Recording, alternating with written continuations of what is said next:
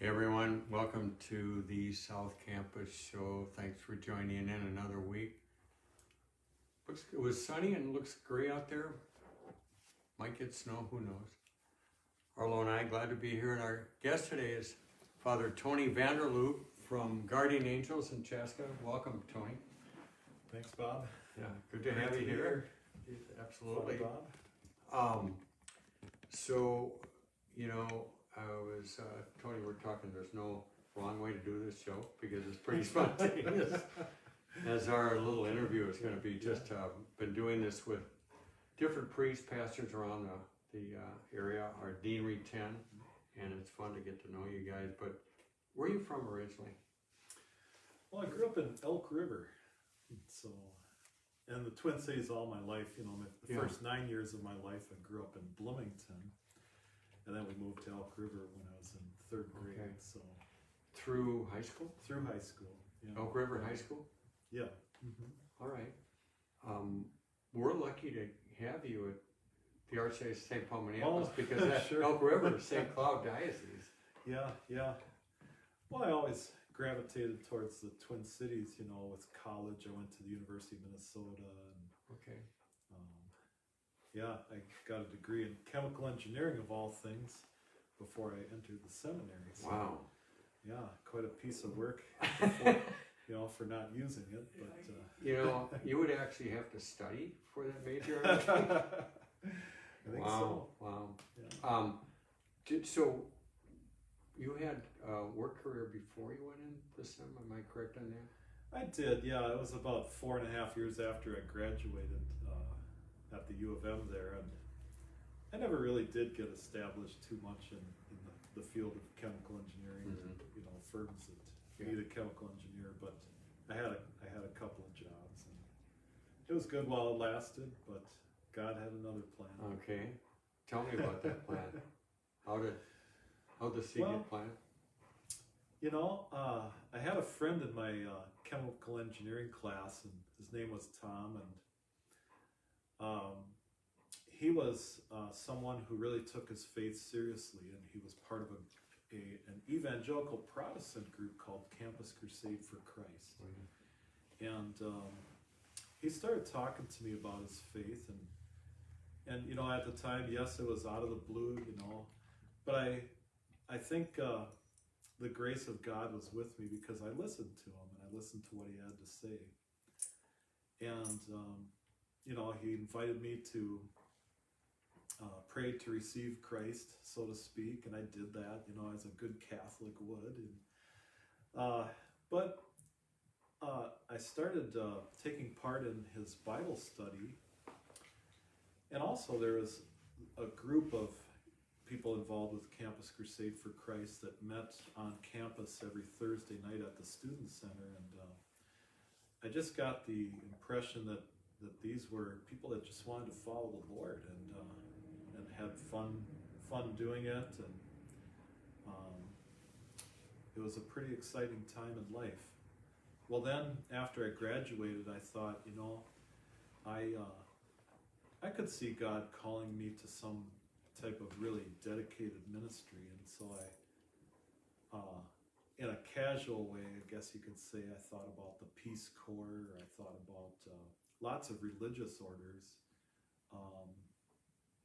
and there was a time too where I was calling myself a born-again Christian for a couple of years there, and I found my way back to the Catholic Church, and I'm glad to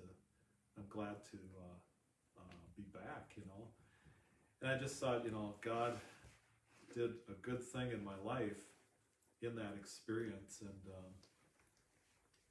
it was really out of a sense of gratitude that I considered offering myself in some way, in some really dedicated way, to help others. Wow. And And now you're a dedicated pastor? yeah, that's right. That's right. Yeah. Tell me a little bit about, so you've been at Guardian Angels. It's been about a year and a half. Okay. Yeah. And I want to pet Arlo, but he's fidgeting. Yeah. No, it's been about a year and a half, and glad to be there. We did close our our school last year, and it's been good to get to know the people, even as we've discerned a hard choice, you know. Mm-hmm. And there's good people at every parish. Well, Yeah. you know, even if you say that and believe it, there's good people at every parish. You're going to find good people at every parish, because there are good people at every parish. How about that? Yeah. That approach to your ministry. Every parish has its challenges, of course. So what would you say is the one of the challenges for your ministry right now that is taking your time and you're working on, and is a work in progress? And Yeah. Well, funny you asked that question. Tonight we're going to have a meeting about the possibility of selling two of our buildings and the land that sits on them, or that they sit on, and renovating our friary building where the friars, the Franciscan friars, lived right next to the church. And so if we do that, we will be a much smaller campus. And I think the thing we need to do is just face the reality that, yes, there was a lot of good hustling and bustling history in all of our buildings, including the school. And at the same time, God may be calling us to something different, you know. And that's a painful thing to face. But I think if we can face it with acknowledging the pain of having to move to something different, but also with a great sense of hope and what God can do in our future, and make a prudent decision out of that, that will set us up for a beautiful future at Guardian Angels. wow. Yeah. Again, So, I like the way you say you grieve in the past, and yeah. but looking ahead to the future is opportunity for for Guardian Angels, and like I think parishes face these moments where they have to let go of something so that something new can take place. Yeah, absolutely. Wow. Yeah, the culture affects each parish, but then each parish has the opportunity to respond to the culture, even as the culture Mm-hmm. continues to affect the numbers and everything, you know. Well, prayers on that, Tony. That's a Well, big thanks. moment is. for a parish. Tonight will be a big moment. You know, Yeah. It's funny you asked that. Yeah, Right no, now. know that. But you know, a priest can't be all work. He's got to take some time off. Otherwise, we become dull people. All work and no Yeah. play. Yeah. What do you like to do to relax and get away and do something different? I think I like to explore, you know. Whenever I go to a state park or a county park to go for a hike, it seems like I always hike about 10 minutes further than I should, you know, and then I'm kind of hustling back because I know I have to get to the next thing. But I like to take hikes and see new land that I haven't seen before, you know.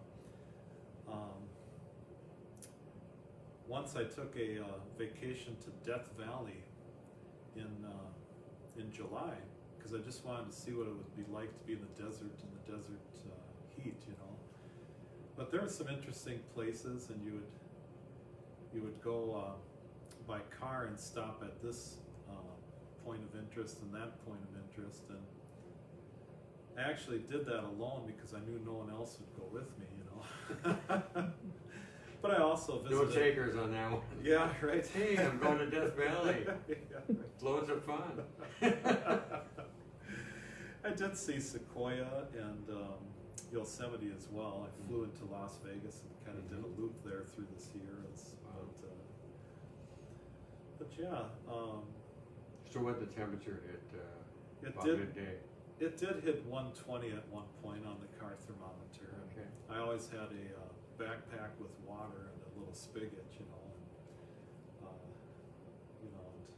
made sure that I had a rental car that was unlikely to get a flat tire, you know. Oh, man, yeah. That's great. But, So you're a state park and maybe national park aficionado. Yeah, I do own a kayak, and someone sold me a used kayak 2 years ago, and it's kind of the same thing, you know. You go on a river or a stream and you just want to go a little bit further, but there's always that point where you say, okay, now it's time to turn back. And, maybe I'll go 5 minutes farther, you know. So The enticement of the trail. yeah, That's great. Right, yeah. Tony, we wrap up here. We have what is called out of our magic orange hat, just a question to, again, a spontaneous moment. No I didn't time see to this prepare for part. this. I'm I just didn't see sticking this it to part you. either. You didn't see this coming, did you? What is your favorite time of day and why do you like it? Well, I think my favorite time of day is the morning, because there's always a new possibility, you know, and God has given you something and given you a great opportunity to live another day. And it's quiet and it's prayerful, and if you get up early enough, you know, you just feel like you can pray enough where you're ready for just about anything. So when you've really relaxed with God and come to a place of peace with God and really begun to listen to God. So yeah, so I'd say the morning. Tony, it's been great having you on the show. Our prayers for tonight, and Okay, thank you. keep up the good work at Guardian Angels in Chaska. You're doing a great yeah, job. yeah, Thank it's you. a good place. Thanks everyone for tuning Thank in. Yeah, you're welcome. And hope to see you soon, like next Thursday. We'll be here waiting for you. Thank you.